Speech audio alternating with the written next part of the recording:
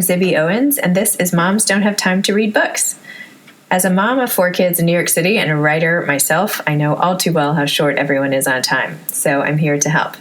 I'm going to interview authors and writers of all types about their work, especially as it relates to parenting and family issues. Hopefully you can listen while doing 8 million other things and fall in love with these talented scribes and their fantastic books, essays, and songs like I have, plus get some tips on surviving parenthood. For more about me, you can check out my essays at zibbyowens.com. Please subscribe to Moms Don't Have Time to Read Books, and if you can, leave a 5-star rating or a comment.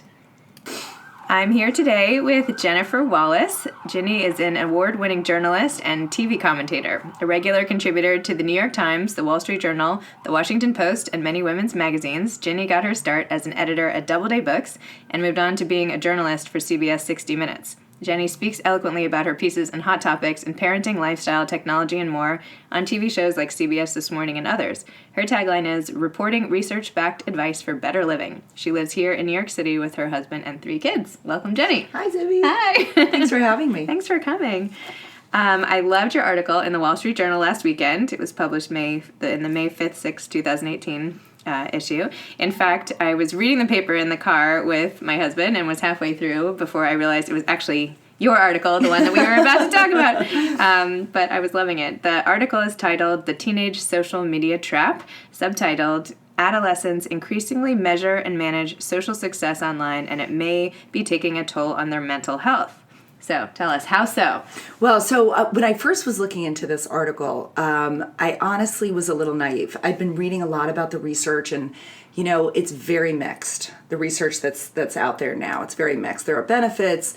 There are also possibly some really serious negatives.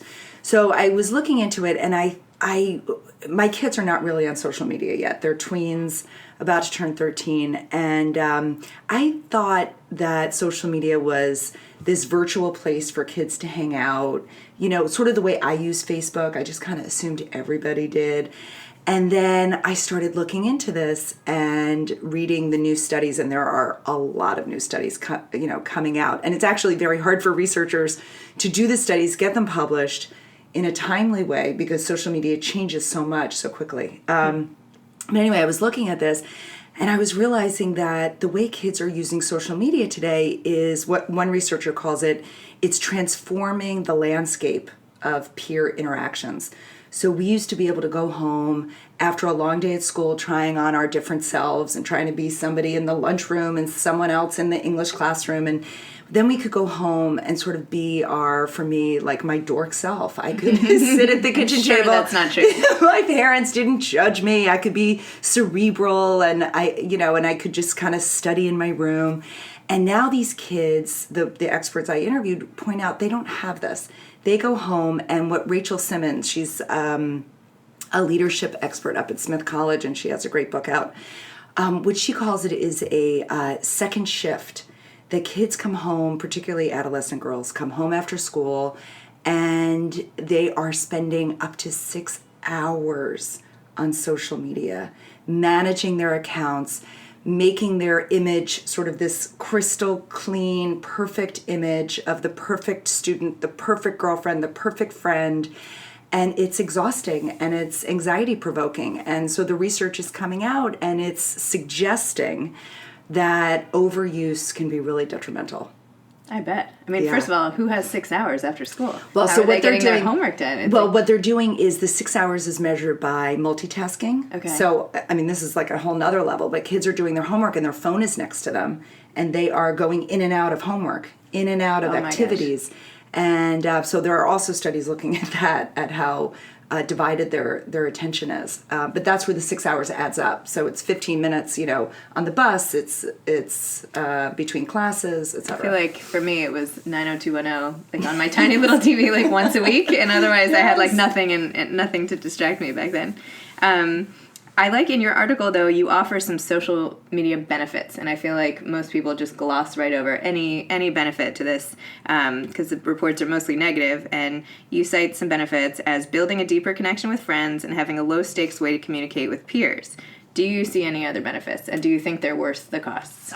So there are definitely benefits. There are benefits. The Pew Research and Common Sense Media have done these great reports, and what they find is that kids who are really sort of healthy socially in real life can manage better on social media. So these healthy connections that they have in real life, it can translate into social media, keeping in touch with friends if they need social support in the moment to complain about a parent or a loss or something like that. No. Yeah, I know.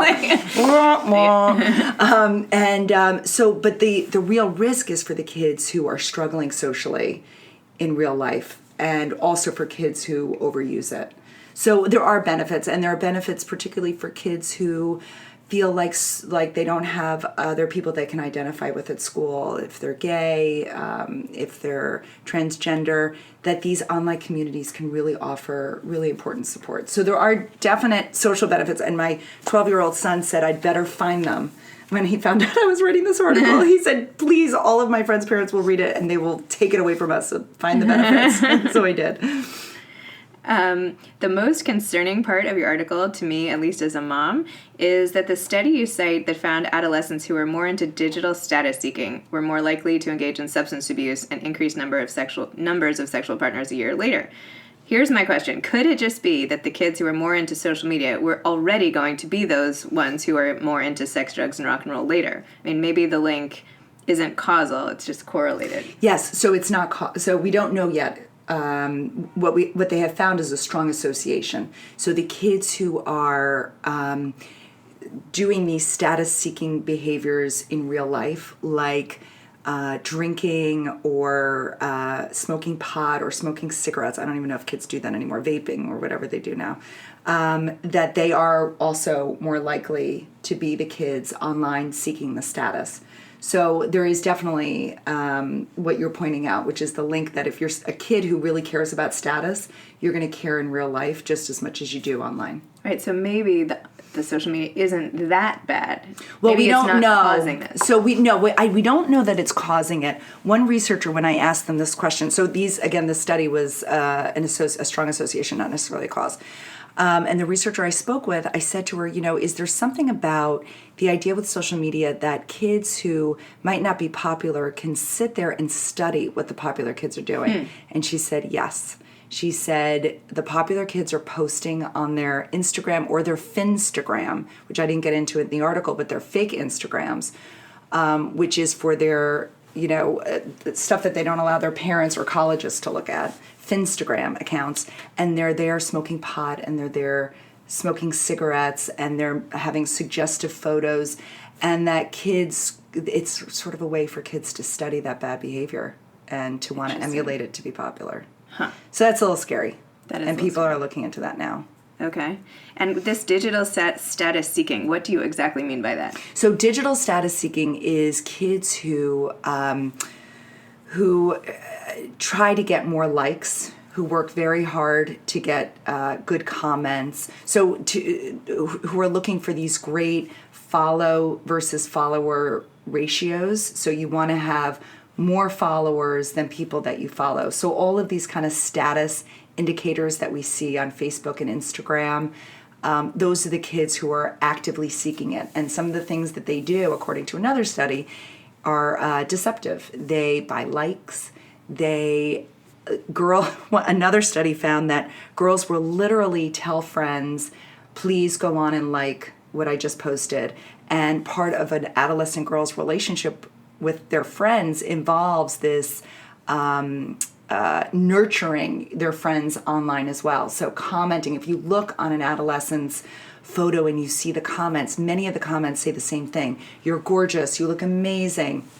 That's now part of being a good friend, is being a good friend on social media and publicly. Wow. It's a lot of work to keep that up. I'm glad I wasn't a kid. Me too. When this it's is a lot of work. What do you think about this for grown-ups? I mean, we all, I try to post and promote the podcast and whatever else. What do you think it has negative effects for us? No, or are we spared? I mean, I think it depends on us. I think using it for work is amazing and what you have to do today. And I think the way you use it. So just like with the kids, the researchers say the way kids use social media. So the conversation we should be having with our kids is maybe the conversation we should be having with ourselves too, which is, are we using it to connect with people, or are we using it to socially compare ourselves? And when we log on, are we feeling better or are we feeling worse about ourselves, and why? And so these are conversations that I'm having with my kids now, because I know that the question is going to be, can I go on social media? And my son, who's about to turn 13, I did get him an Instagram account, and we have a lot of rules around it. He's only posted twice, and I've explained all the research and the downsides of it. And so we've brought up these actually really interesting conversations about social comparison and the need to feel validated, and how this is really exacerbated in adolescence, and why. It's because kids are sort of developing their self-worth and their identity now. And the way they do that is by socially comparing themselves, and that this is really ripe, and we need to have these conversations at home too. It's so funny. Way back when I was in college, I was a psychology major. I did a whole study for my senior project on the application of social comparison theory to eating disorders. Yes. And it found, and I wonder if this applies now to eating disorders as well. I mean, how could it not? But the people who compared themselves more to others had a higher likelihood of then developing eating disorders and depression and all sorts of other things. Somehow, like looking to others. And now with Instagram and all these accounts, it must be, Here's the thing, though. So you're not only comparing yourself like you would in real life with somebody else, you're comparing somebody who used a computer program to thin their body out, to give themselves a digital nose job, to clear away all the acne. So not only are adolescents comparing themselves to their peers, as they always have, now they have to compare themselves to their airbrushed peers. Yeah. So we used to be able to say, oh, just the models did that. And oh, right. And we could point it out in advertising and we could show our kids. But now, I mean, a friend of mine pulled me over when I was talking about this article and said, look at what my daughter's friend is doing. She said she looks nothing like this in real life. And her Instagram account is filled with airbrushed, stretched out, like the body doesn't even look normal. It's so stretched out photos. And so that's what our kids are going home and looking at. Wow.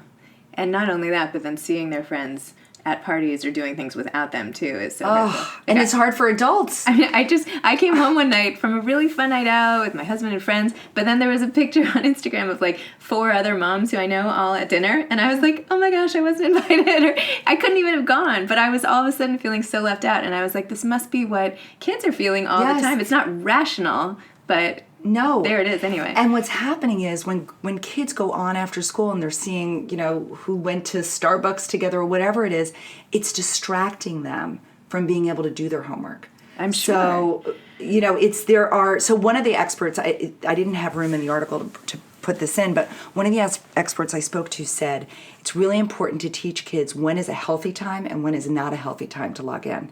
So if you're taking a study break, logging in and seeing your friends doing fun things that you didn't do, or a girl in a bikini that is going to set you off. Instead, go walk the dog, take a shower, do healthier things to reboot versus things that are going to drain you, like going on social media when you're a little bit vulnerable. That's a really good tip. What other tips can we do to help kids navigate we have to have these conversations. We also have to keep in mind that one of the studies that I looked at found that kids who are active on social media at age 10 are more prone to having,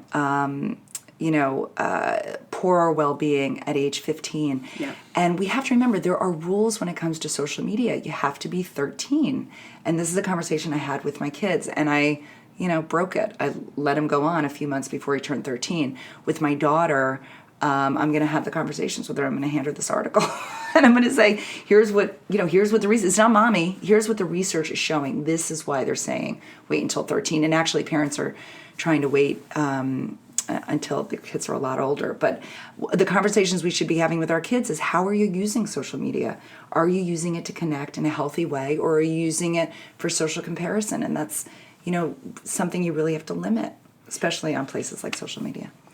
So in your article, you had said that the girls who spend more time on social media at age 10 end up having a higher likelihood of developing social and emotional issues by age 15. Yeah. Do you think those kids were predisposed to already having those issues when they got older? So I asked that to the researcher, and what she said was, we don't know. Okay. Because of the way they collected the data, but she said girls who are 10 years old logging on between 1 and 3 hours, those are a unique group of girls. So already, I mean, imagine your 10-year-old going online an hour to 3 hours a day on social media. That's extreme for a 10-year-old. There are other things that 10-year-olds should be doing. And what I would say to parents and what I say to myself when I think about our social media use and our electronic use is, what else could my kids be doing right now? Yep. So in the 1 hour that they're on social media, or the 3, what skill are they not learning? How are they not becoming the readers that I would love them to be? How are they not developing, in real life relationships with friends, or practicing an instrument, or whatever it is? I think this extra time on electronics and social media, a good friend of mine said to me when my kids were younger, she said, it will turn them into other people, different people than you want them to be. And so I keep that in mind whenever I want to take the easy way out and I'm tired and I want to stick them in front of a show. I remember her words, which is, you do that consistently, they turn into different people. Okay, scary. Yeah. I know. Okay, you scared. Now I feel so bad I for my remind time myself. No, I think it's just important for us as parents to periodically revisit our rules around electronics. Oh, and one expert said to me, Rachel Simmons, said, if your kids are okay with your social media policy, you're doing something wrong. So that's another thing that I keep in my head. If they're not resistant to my rules, then my rules aren't tight enough.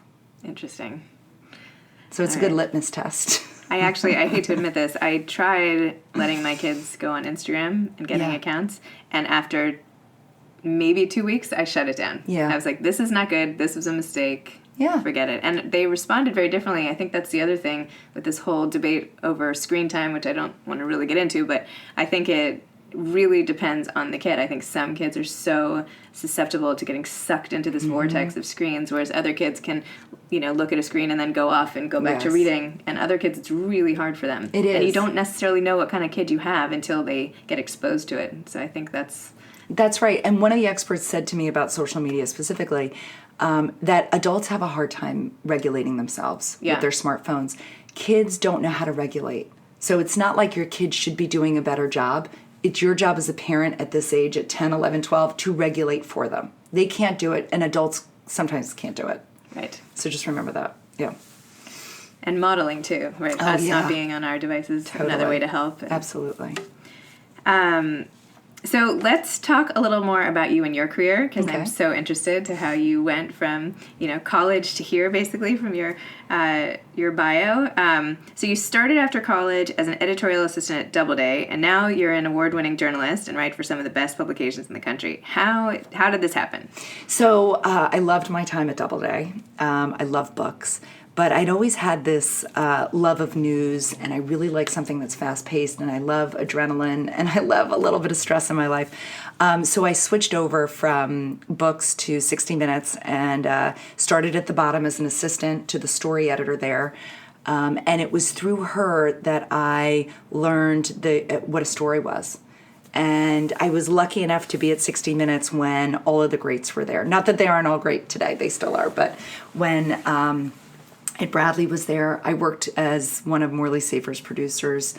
Mike Wallace was there, and it was Don Hewitt, who was the founder, I think you might know him, of 60 Minutes and sort of the news magazine format.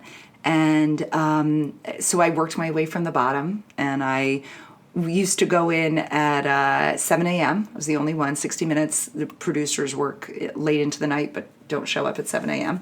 And I would read 30 to 40 local newspapers from around the country and look for stories. And so reading for hours every day for years helped me sort of develop into a journalist. And I didn't go to journalism school. Actually, most people at 60 Minutes don't go to journalism school. But I was able to just kind of, learn at the foot of Morley Safer. or at the knee. Where do you learn? At a knee? I don't know. He was a giant, so he was great. It kind of felt like at his feet. But he taught me how to write for TV, and as a journalist, he was an incredible writer. Oh my gosh, I would go in there, and he would work with one of those old typewriters, and he would sit there, smoke a cigarette, look out the window, illegally smoke a cigarette because you weren't allowed to smoke in the building, and would hammer out the most vivid prose. And he was a risk taker when it came to writing, and he taught me how to be a risk taker too, that way. You had mentioned earlier that the importance of knowing your audience when you're writing. Yes. Did you learn that there as well? I learned that there. So Don Hewitt used to walk down the hall, and when somebody would pitch a story or write a script, he would say, I don't know, he would have a name of someone like in Kansas. Dorothy in Kansas is saying, what the heck are they saying on 60 Minutes? He said, you need to know what your audience knows, who they are. And what 60 Minutes does so beautifully is that they know that their audience might not know about the subject before they are introduced to it on Sunday nights, but they never dumb it down. So they make it truly accessible, but in a way that assumes you're smart. And that is a really delicate balance that I learned from them. I think it's the exact way to write. Assume that people don't know it, but assume they're smarter. So everything that goes on air there is pre-written? They don't just... Oh yeah, so the process of 60 Minutes is incredible. I mean, they allow for weeks and months and several months of investigation, and the questions are written, and the correspondent gets involved and rewrites them into their voice, and then the scripts are written, and the correspondent again digs in and makes the script even better, and then they're screened by a fresh set of eyes, the executive producer and other senior producers, and you get feedback there from someone who didn't do any of the interviews and didn't know anything. And then what makes 60 Minutes unique, I think, maybe not, it was the only news magazine show I worked for, is that there's also someone fact-checking everything that's in the script and reading every interview and making sure that what you're putting on air is exactly what that person intended. And so I also learned as a journalist how to fact-check and assume nothing. And you know what it also does? It makes me assume nothing about what I know. So everything I know, I fact check myself. I'm like, really? Is that assumption true? And how did I come to it? And so anyway, it taught me really how to be a journalist. It was incredible. Almost 10 years I was there. And then you eventually, now you're this TV commentator. You go on to all these shows and you're the resident expert. Did starting at 60 Minutes whet your appetite for that on-air role? Or? I never thought about it. Honestly, I love writing, and so that's sort of my passion. And then I went on the Today Show for an article I wrote on Real Simple, and some of the senior producers at 60 Minutes who knew me called me in and said, you're really CBS. Come on here next time. And so, I'm lucky enough to go on around some of my articles, and I love going on TV. It exercises a totally different part of the brain than writing does. It is thrilling and exciting, and I don't know. It's one of the only times I don't think where my kids are and what they're doing, because you're in the arena and you could be eaten by the lions, and so you're really on your game, and it's exciting and fun. And anyway, but you always seem just so calm, cool, and collected. Like no different than just sitting here chatting with me. Like you seem like you have it. You just nail it all the time. How do you do that? How do I do it? Because I prepare a lot. I prepare, and I know for myself what I need, my level of comfort. And so, I might seem, and actually when I go on air, I am, I'm at a level where I feel comfortable talking about it, but I prepare a lot in advance. I am an over-prep person. Do you memorize your answers? How do you do it? Like, what do you do? My father-in-law, who is Chris Wallace on Fox, said to me, do not because he knows my propensity to over-prepare. And his advice to me was, prepare enough, but don't over-prepare because then you're not authentic. And so I know exactly how much I have to prep, and then I step away from it, which makes you, you don't want to seem prepared. And at CBS, you can never be prepared because Gayle King always asks you a question you don't know she's going to ask you. So, how often do you think you're on air now? Not do you think, but it's often not do you go as often lately. I've been really focused on a lot more of my writing. So it goes in fits and starts. A year ago, I was on a lot more. And then what happens is you're sort of focused on that, and so it takes away from the writing. So for me, it's been a hard balance. To figure out, because I also have 3 young kids at home, right, and I work from home, so I realize how precious time is, and so for the last several months I've really focused on the writing, and I've given myself almost a deadline a week, so that's been taking up a lot of my time. Wow, 1 article a week. Yeah, I've been working that way. They don't always come out one a week. Right, but you write them? You have a stockpile? And yeah, so it's up to the editors when they, most of my things are not pegged to something timely. Yep. So I'm more an evergreen. Mm-hmm. So when they need the space, they come to me.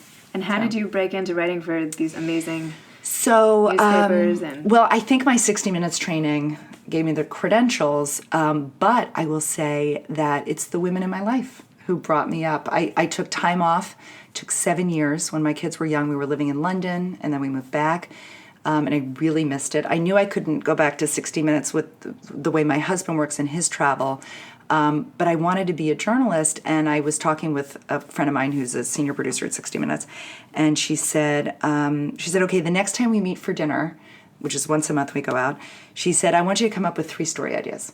And so I did that. And then a month later, she said, okay, now I want you to outline one and bring a pitch the next time we meet. And so she made me accountable. And she's one of my best friends. And she made me accountable to it. And then when I was ready, when I had this sort of, treasure chest of ideas, I reached out to the women in my life who didn't stop working and were now editors-in-chiefs of magazines, senior editors at newspapers. And I said, I just want to go for coffee, and you tell me if these are dumb ideas. And one of the editors I met with was my editor at the Wall Street Journal. And I said, okay, be honest. Like, please, I have to run these by you. And she liked them. And I mean, they were crazy ideas. One of my first ideas for her was about how my husband and I give each other year-end reviews. And so she was like, oh my God, I love it. And so anyway, she... do you really still do that? Yeah, we do it. That's we awesome. do it like on New Year's Eve or, for together. But it's like fun and casual and lighthearted. Anyway, it was the women in my life. They lifted me up and they said, let's go. You're ready to come back. And so... That's so nice. It is nice. And I think it's a story that's not told enough. That women are not as competitive as they want us, that other people want us to believe. I think that's more of a social construct than it is reality. Wow. Yeah, I sometimes look around and I'm like, I can't believe how much people I started out with have achieved when they don't stop. Yes. Right? Like, yes. It's incredible. It's amazing. It is amazing, and it is thrilling to see. Yeah. And I'm so happy for my daughter to see it. I always point out, like, we have a friend in common, Yvette. Yeah. And I always make sure there's a doctor in front of her name because she is an MD, and I want my kids to see women in these various roles. I just saw her and she was like, I can't believe you're doing all this writing stuff. I was like, are you kidding? You're a doctor. What? Like, I'm doing nothing. You are saving lives and helping adolescents and all this stuff. Like, come on. No, it is great to have great role models, especially in the face of, these superficial, the superficial traps on social media. Like, that's really nothing. There's no substance behind that. Like, giving people to actually look up to is way more powerful, I would think. But so you had mentioned your original story idea. How do you come up with your other story ideas? Are they from life? So they're from life. They're from friends. I'm a big listener. And so a friend of mine was struggling with, that she felt like she had a favorite child and she was feeling guilty about it. And so I started looking into it for her. And then I was like, oh, wow, like something like 70 or 80% of parents have a favorite child, and what's that about, and what does that mean, and what's the research on it, and what happens to the other children, and what happens to that favorite child. And so anyway, these ideas sort of start with a spark. Or another idea I had was about small talk, and because I write at home all day, I was like missing small talk in my life, even though I don't really love small talk. And I was like talking a lot to like the guy who was serving my coffee, and I was like, why am I being so needy? so I looked into what are the benefits, what are we missing when we don't engage in small talk. So anyway, these are things that I struggle with, my friends struggle with, and a lot of them are sort of notes to myself. Do you have other ones coming out soon or in your repertoire that you haven't been scheduled yet? I have. Or? When I leave here, I'm going back to research for the Washington Post the surprising benefits of weak ties. That we look a lot, a lot of research focuses on the importance of our family and close friends in helping us to be psychologically healthy, but there's also a benefit to keeping sort of a diverse friendship portfolio and maintaining weak ties. And so that's what I'm looking into now. I love when people put friendships into business terms like that. Yes, exactly. Diversifying. Diversifying your portfolio of friends. Okay, great. Is there a publication you've always wanted to write for but haven't?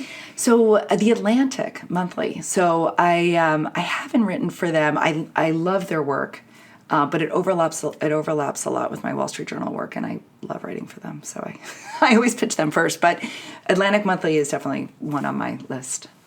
And going forward, are you looking more to do more writing, as you had mentioned, or more TV reporting, or writing a book? What do you have in the future? So I have an agent at CAA, and so we're exploring TV stuff and radio stuff, and I have a book agent, even though I don't have a book. And so I'm always looking into these things. I realize how precious time is, so I really want to be careful in what I sign up for. So I'm taking my time before I dive into anything. And how do you go about getting in all these agents? What does that look like? I wrote an article for the Wall Street Journal a couple of years ago on game theory and parenting, using game theory. And so an agent approached me, and she happens to be at CAA as well.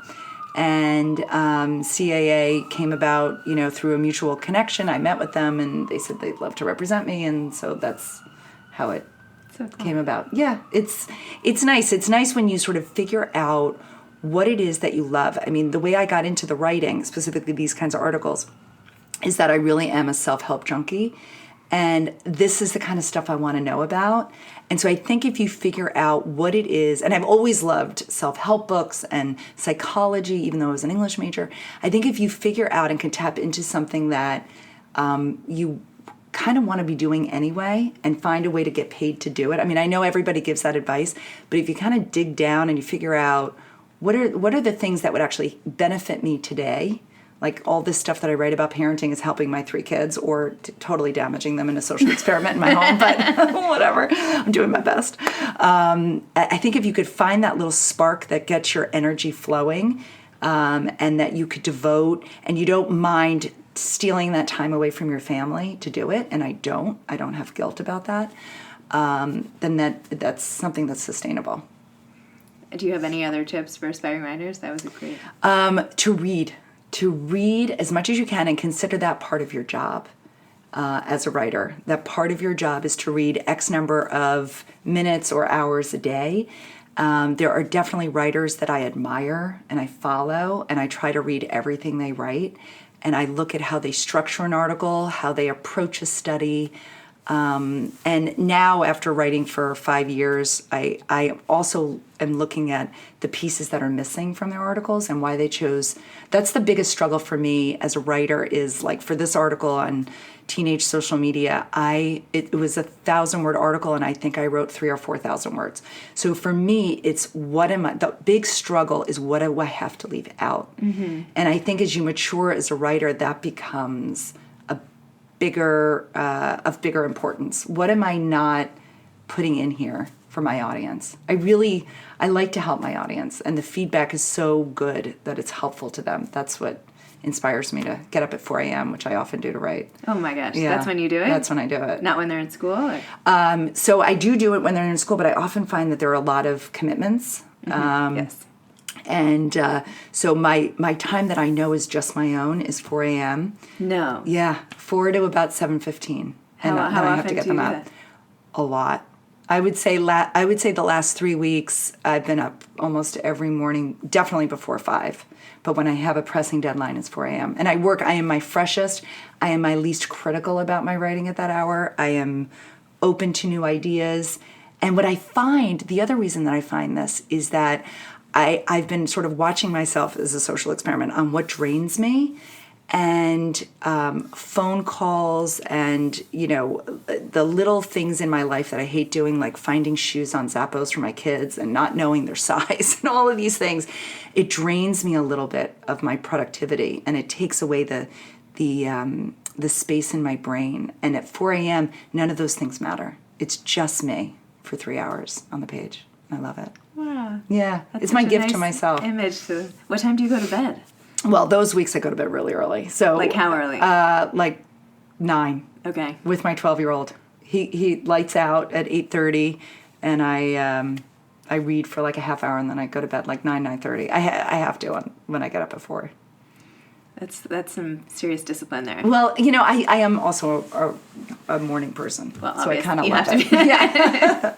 But a lot of my friends write at night, but by then I am so drained by the day that I'm not as productive. If I really 3 hours that early is like 6 hours in the day. Wow. That's great to have that self-awareness and then to implement it like that. Yeah, I wrote an article on Glamour about it. On how to be more productive. I should have... Months, years ago. Okay. And ever since then I've been figuring, because you need to know for yourself what is your productive time and what drains you from it. And so... That's literally this book I was just telling you about. I know, I need to listen to that podcast. This Charles Duhigg podcast that I just posted, Smarter, Faster, Better, is all about productivity. And Charles was saying even that he picks 20 emails to respond to, and that's about it. Like he just, otherwise that would be the whole... See, that's a very male thing. As a woman, I feel like I have to respond to I know, I was sitting there email. like, I was like, how many friends does he have? I know, I was like, that's not an option. No, I don't. But just thinking about your productivity in such an analytical way, now you're the second person in like a week who said this, like... Maybe this is the key to success here. For me, it is. For me, it's made me extremely productive. But I'm really careful, and I carve it out, and I'm protective of it. And I don't make excuses for when I need to really just disconnect. All right. But then I do respond to everybody's email at night when I'm tired. So anyway, if the emails aren't coherent, it's because I'm really tired. I was up at 4. I have this image of like all of these women all over, not just women, like all over the city in their apartments, like emailing each other, the big moon up in the sky, yes, like exactly. None of us making any sense. But anyway. Well, thank you so much. This has really been eye-opening for me and motivating and exciting, and I can't wait to see where your career takes you next. Me too. Thanks, Amy. All right. Thanks, Jenny. You too. Okay, thanks. Take care. Bye. Bye. Thanks for listening to Moms Don't Have Time to Read Books. Please subscribe on iTunes, and if you can, leave a 5-star rating or a comment. Thanks so much.